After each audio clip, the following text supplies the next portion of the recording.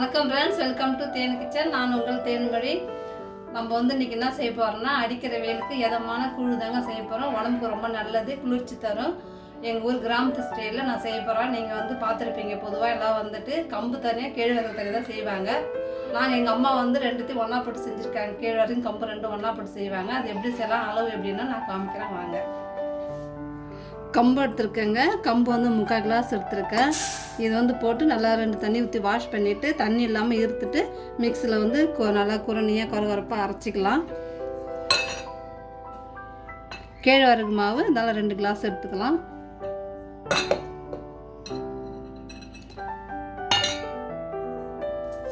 இப்போ நம்ம இதை வாஷ் பண்ணிவிட்டு மிக்ஸியில் அரைச்சிட்டு வந்துடலாம். நம்ம கம்பு வந்து இப்போ பாருங்கள், தண்ணிலாம் நல்லா வாஷ் பண்ணிவிட்டு தண்ணி இல்லாமல் நல்லா ஃபில்டர் பண்ணி எடுத்துக்கிட்டு நம்ம ஜாரில் போட்டு அரைச்சிட்டு வந்துட்டோம். இதேமாதிரி நல்லா குருணையாக இருக்கணும். கூழுனா வந்து நொய் போட்டு செய்வாங்க. நம்ம இந்த கம்பும் கேழ்வரகும் ரெண்டும் ஒன்றா போடுறதுனால நொய் வேணாம், அரிசி நொய் போடுவாங்க. பாருங்கள் எப்படி இருக்குது, கொலன்னு அரைச்சி வச்சு பாருங்கள். இந்த மாதிரி இருக்கணும். இப்போ நம்ம இதை கரைச்சி வச்சுக்கலாம். கொஞ்சம் தயிர் போட்டு கரைச்சிக்கலாம். அதான் கொஞ்சம் நல்லா புளிப்பு வரும். நம்ம இட்லிக்கு மாவு அரைக்கிற மாதிரி தான் அரைச்சி வச்சு நல்லா ஊற வச்சு இட்லி ஊற்றினா நல்லா இருக்கு இல்லையா, அதை மாதிரி தான் கூழும் வந்து நல்லா கரைச்சி வச்சு 7 மணி நேரம் 8 மணி நேரம் நல்லா ஊற விட்டு அதுக்கப்புறம் தான் இது கூழ் ஆக்கணும்.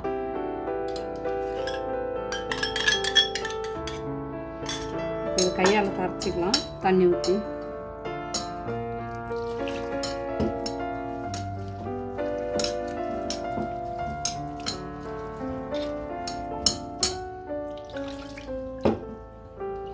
இவ்வளோதாங்க, இது இப்படியே ஊறட்டும்.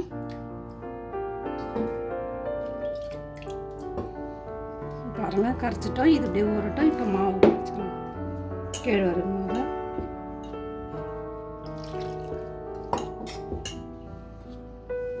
தயிர் போட்டால் நல்லா புளிப்பு ஏறி நல்லாயிருக்கும். அதுக்காக தான் நம்ம தயிர் ஊற்றி கரைச்சி வைக்கணும்.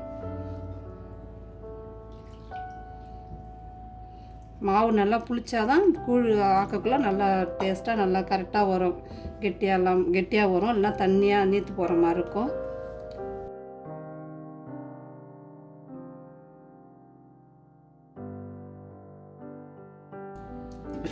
இந்த மாதிரி இருந்தால் போதும். ரெண்டும் வந்து ஊறட்டும் நல்லா. ஒரு 9 மணி நேரம் 8 மணி நேரம் 9 மணி நேரம் நல்லா ஊறட்டும். அதுக்கப்புறம் இதை சமைக்கலாம். மாவு கரைச்சி வச்சு நல்லா புளிச்சிச்சு பாருங்கள், கலர் மாறிடுச்சு பாருங்கள் எப்படி இருக்குன்னு.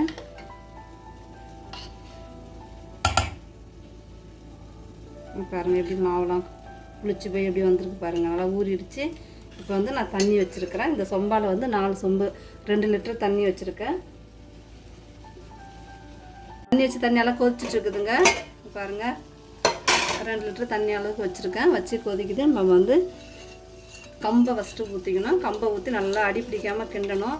கிண்டிக்கிட்டே இருக்கணும், அப்போ நல்லா வேகும். நல்லா அடி பிடிச்சிடும். நல்லா அது மாதிரி ஜல்லி கரண்டி வச்சு கிண்டணும்.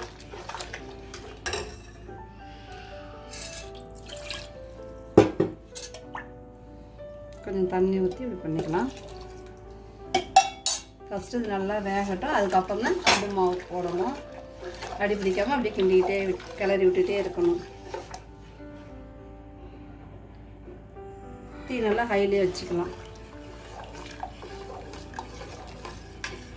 நல்லா இது கொதித்து கொஞ்சம் நல்லா கட்டியாக கொஞ்சம் வந்துடும். நல்லா அப்படி எடுத்து பார்த்தோம்னா நல்லா வெந்திருக்கணும், மாவு ஃபுல்லாக வெந்திருக்கணும். பாருங்கள் நல்லா கொதிச்சிட்ருக்குது. கொஞ்சம் தீ வந்து குறைச்சி வச்சுக்கலாம். இப்போ வந்து நம்ம அது கம்பு நல்லா வேகணும். அப்படி எடுத்து இந்த கம்பு பீஸ் கலக்கு பாருங்கள், கிண்டி எடுக்கக்குள்ள அது குட்டி குட்டியாக இதை நம்ம நல்லா அழுத்தி பார்த்தா நல்லா மசிஞ்சு வந்துருக்கும், நல்லா வெந்திருக்கும். அப்போ தான் வந்து கேழ்வரகு மாவு ஊற்றணும். ஃபஸ்ட்டு நல்லா வேகணும். கம்பு வேகாமல் கேழ்வரகு மாவை ஒன்றா சேர்க்கக்கூடாது. பாருங்கள் கம்பு குத்தி நல்லா வெந்துருச்சு. இப்படி எடுத்து பார்த்தோம்னா தெரியும். தண்ணி ஈரத்தை கையை தண்ணி தொட்டு பாருங்கள். இப்படி மாவு எடுத்து பாருங்கள், நல்லா நசிஞ்சிச்சு பாருங்கள், நல்லா வெந்துருச்சு. இப்போ வந்து நம்ம கேழ்வரகு மாவு எடுத்து ஊற்றிக்கலாம். கம்பு நல்லா வெந்ததுக்கப்புறம் தான் ஊற்றணும் கேழ்வரகு மாவை. இப்படி கிண்டிட்டு ஊற்றி டக்குன்னு கிண்டணும், இல்லைன்னா அப்படியே கெட்டியாக ஆகிடும், அடி பிடிச்சிடும். நல்லா கை விடாமல் நல்லா கிண்டிகிட்டே இருக்கணும். கொஞ்சம் தண்ணி ஊற்றிக்கலாம்.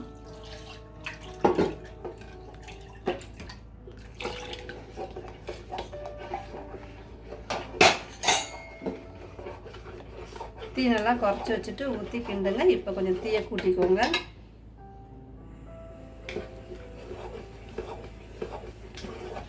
ரெண்டும் சேர்ந்து நல்லா கொதிச்சு நல்லா கெட்டியாக வரட்டும். இப்போ நான் டைம் ஊருக்கு போயிருந்தப்போ நானும் எங்கள் அம்மாவும் சேர்ந்து கோயில் திருவிழாக்காக செஞ்சேன். இது மாதிரி ஒரு எங்கள் அம்மா அப்படி தான் செஞ்சாங்க. 2 மாவும் போட்டு, அதனால தான் நான் அதே ஸ்டைலில் நானும் செய்கிறேன்.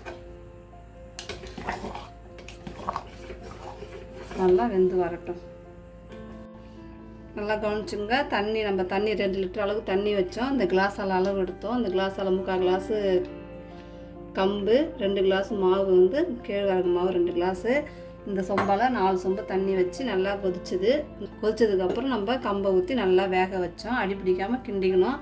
அப்பப்போ அடுப்பை சிம்மில் வைக்கணும். நல்லா தீயை கூட்டி வச்சுக்கிட்டு நல்லா கிண்டி எடுத்துகிட்டு நல்லா வெந்ததுக்கப்புறம் கேழ்வரகு மாவு ஊற்றி கிண்டணும். நல்லா அடி பிடிக்காமல் கிண்டிட்டு பாருங்கள் நல்லா கொதிக்குது.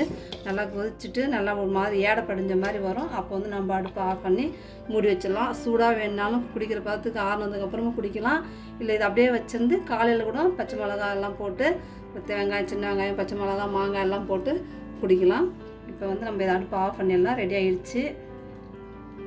கூழ் ரெடி ஆகிடுச்சிங்க. நல்லா ஆறிடுச்சு பாருங்கள். நல்லா கெட்டியாக இருக்குது பாருங்கள்.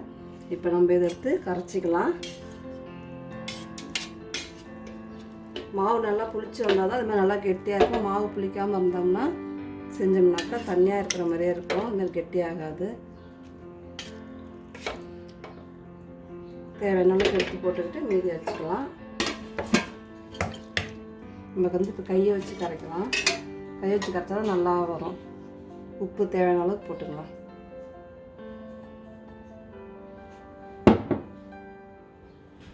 போட்டு ஃபஸ்ட்டு நல்லா அப்படியே பிசைஞ்சு விட்டுக்கோங்க உப்பு போட்டு.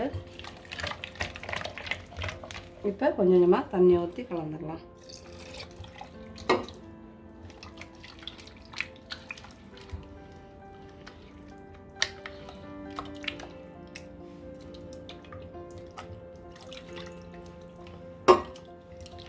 இதுமாரி கொஞ்சம் கட்டி கட்டியாக வரும். இதில் மாரி இல்லாமல் நல்லா கரைச்சிக்கணும்.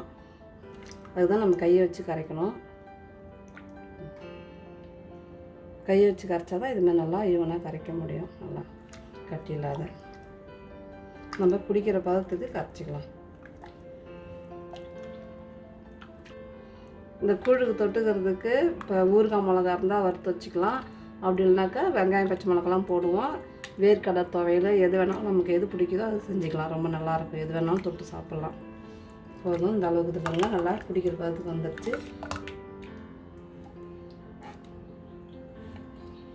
இப்போ இதில் பச்சை மிளகா, மாங்காய், வெங்காயம்லாம் கட் பண்ணி வச்சுருக்கேன். நான் சின்ன வெங்காயம் கட் பண்ணியிருக்கேன். பெரிய வெங்காயம் இருந்தாலும் கட் பண்ணிக்கலாம். சின்ன வெங்காயம் இருந்தாலும் போட்டுக்கலாம். பச்சை மிளகா இது மேலே தயிர் கூட ஊற்றி குடிப்பாங்க. வேணும்னா தயிர் ஊற்றிக்கலாம். புளிப்பு இன்னும் நிறையா வேணும்னாக்கா இதே கரெக்டாக நல்லாயிருக்கும்.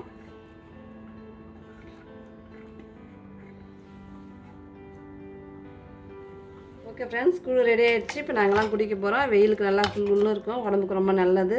இதேமாரி நீங்களும் ட்ரை பண்ணுங்கள். ட்ரை பண்ணி பார்த்துட்டு எப்படி இருக்குன்னு சொல்லுங்கள். பிடிச்சிருந்தா லைக் பண்ணுங்கள், ஷேர் பண்ணுங்கள். நம்ம சேனலை ஃபஸ்ட் டைம் பார்க்குறாங்க மறக்காமல் சப்ஸ்கிரைப் பண்ணிவிட்டு பாருங்கள் ஃப்ரெண்ட்ஸ். பக்கத்தில் உள்ள பெல் பட்டனை ப்ரெஸ் பண்ணுங்கள். தேங்க்யூ. மீண்டும் அடுத்த வீடியோவில் சந்திப்போம்.